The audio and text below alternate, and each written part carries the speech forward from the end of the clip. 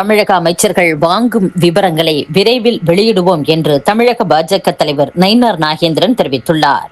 கர்நாடகாவில் தமிழர்கள் 3 பேர் சுட்டுக் கொல்லப்பட்ட விவகாரத்தில் அம்மாநில முதலமைச்சருக்கு கடும் கண்டனங்கள். எந்த மாநில மக்களாக இருந்தாலும் அவர்களின் உயிரை பறிக்க யாருக்கும் உரிமை இல்லை. தமிழகத்தில் புதிய அரசு பொறுப்பேற்று நிறைவடைந்த 100 நாட்களையும் மக்களுக்கு தேவையான நாட்களாகவே கருதுகிறேன். இந்த அரசின் அமைச்சர்கள் அனைவரும் தங்கள் வேலையை தொடங்கிவிட்டனர். அனைத்து விதமான விஷயங்களையும் ஆரம்பித்துவிட்டனர்.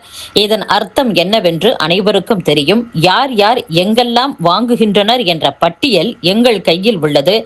முதல்வரிடம் உள்ள துறையில் நடக்கும் டெண்டர் முறைகேடுகள் உட்பட அனைத்து விவரங்களையும் விரைவில் வெளியிடுவோம் என்றும் நயினார் நாகேந்திரன் கூறியுள்ளார். கர்நாடகாவில் அம்மாநில வனத்துறையால் தமிழர்கள் 3 பேர் சுட்டுக் கொல்லப்பட்டது தொடர்பாக சம்பந்தப்பட்ட வனத்துறையினர் மீது கொலை வழக்கு பதிவு செய்து அவர்களை டிஸ்மிஸ் செய்ய வேண்டும். இது குறித்து கர்நாடக வனத்துறை அமைச்சருக்கு நான் கடிதம் எழுதியுள்ளேன். உயிரிழந்தோர் குடும்பத்திற்கு கர்நாடக அரசு சார்பில் தலா 15 லட்சம் ரூபாய் நிவாரணம் தர வேண்டும். அரசு மருத்துவக் கல்லூரிகளில் மாணவர் சேர்க்கையை அதிகரிக்க தகுதி தேர்வு தேவை என்ற நோக்கில் காங்கிரஸ் ஆட்சியின் போது நீட் தேர்வு கொண்டு வரப்பட்டது. விருதுநகர் மாவட்டத்தில் பட்டாசு தொழிலில் தவறு செய்தோரை தண்டிக்காமல் முறையாக இயங்கும் ஆலைகளில் ஆய்வு என்ற பெயரில் இடையூறு செய்யும் போக்கை அதிகாரிகள் மாற்றிக்கொள்ள வேண்டும் என்று தமிழக காங்கிரஸ் தலைவர் மாணிக்கம் தாக்கூர் பேசியுள்ளார். தமிழக அரசு போக்குவரத்து கழகங்களில் காலியாக உள்ள 30,000 பணியிடங்களை நிரப்புமாறு தொடர்ந்து கோரிக்கை விடுக்கப்பட்டு வருகிறது. கடந்த திமுக ஆட்சியில் காலி பணியிடங்களை நிரப்பாமல் சால்வாட் என்ற நிறுவனம் வாயிலாக ஒப்பந்த பணியாளர்களை நியமித்தனர். தற்போதைய தாவேக அரசு SS என்டர்பிரைசஸ் என்ற உத்தரப்பிரதேச மாநில நிறுவனத்திற்கு டெண்டர் வழங்கியுள்ளது. அதன் வாயிலாக கண்டக்டர்களை நியமிக்க முடிவு செய்துள்ளது. இதனால் தமிழக இளைஞர்களின் வேலை வாய்ப்பு பாதிக்கப்படும், சமூக நீதியும் கைவிடப்படும். எனவே உத்தரப்பிரதேச நிறுவனத்திற்கு வழங்கிய டெண்டர் ஆணையை ரத்து செய்ய வேண்டும். தனியார் நிறுவனத்தின் வாயிலாக நிர்வாக பணியாளர்கள் 250 பேரை ஒப்பந்த அடிப்படையில் நியமிக்க வழங்கிய அரசாணையையும் ரத்து செய்ய வேண்டும் என்று மார்க்சிஸ்ட் கம்யூனிஸ்ட் மாநில செயலர் சண்முகம் கூறியுள்ளார்.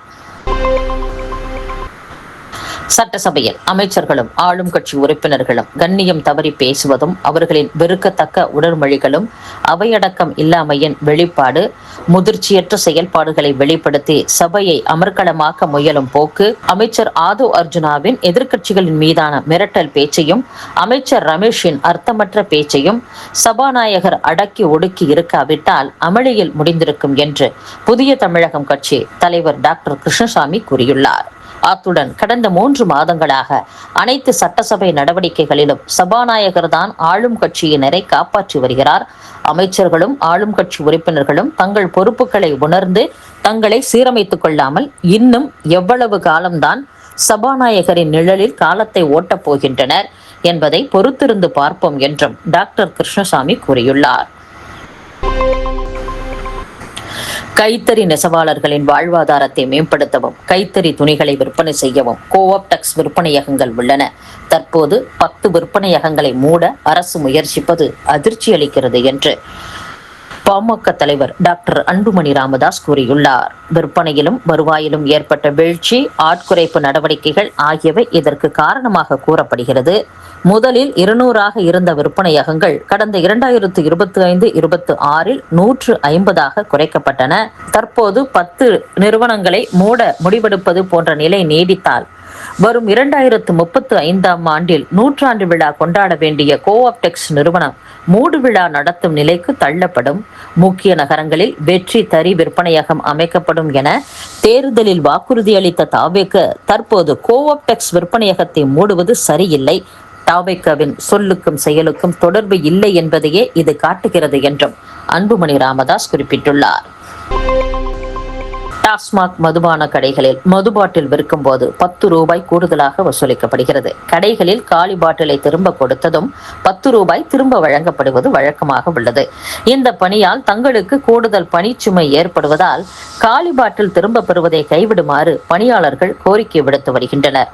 இதற்காக தானியங்கி கருவியில் காலி பாட்டிலை வாங்கவும் அதன் வாயிலாக 10 ரூபாயை திரும்ப வழங்கவும் டாஸ்மாக் முடிவு செய்தது. அதன் அடிப்படையில் சோதனை ரீதியாக பீரோ வடிவில் உள்ள தானியங்கி கருவி சென்னை எழும்பூரில் உள்ள ஒரு மதுக்கடையில் வைக்கப்பட்டது.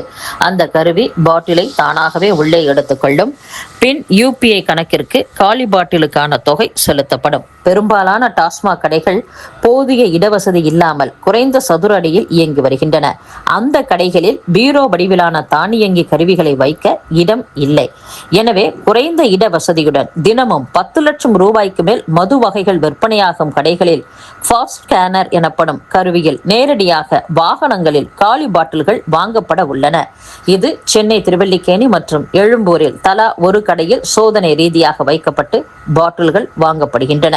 அதன்படி வாகனத்தில் ஸ்கேனர் கருவியுடன் பணியாளர் இருப்பர். அவரிடம் காலி பாட்டிலை கொடுத்ததும் அதில் ஒட்டப்பட்டுள்ள ஸ்டிக்கரை கருவியில் ஸ்கேன் செய்து பாட்டிலை பெற்றுக்கொண்டு 10 ரூபாய் திரும்ப வழங்குவர். இதன் வாயிலாக ஒரு நாளைக்கு 8000 பாட்டில்களை திரும்ப பெற முடியும். வாகனத்தில் சேகரிக்கப்படும் காலி பாட்டில்கள் டாஸ்மாக் நியமிக்க ஒப்பந்ததாரர்களும் வழங்கப்படும். இது தவிர கூட்டம் மிகவும் அதிகம் இருக்கும் சமயங்களில் மொபைல் போன் போன்று உள்ள கருவியில் ஸ்கேன் செய்து காலி பாட்டில்கள் விரைவாக திரும்ப பெறப்பட உள்ளன. இத்துடன் செய்திகள் நிறைவடைகின்றன. மீண்டும் நாளை சந்திப்போம். வணக்கம்.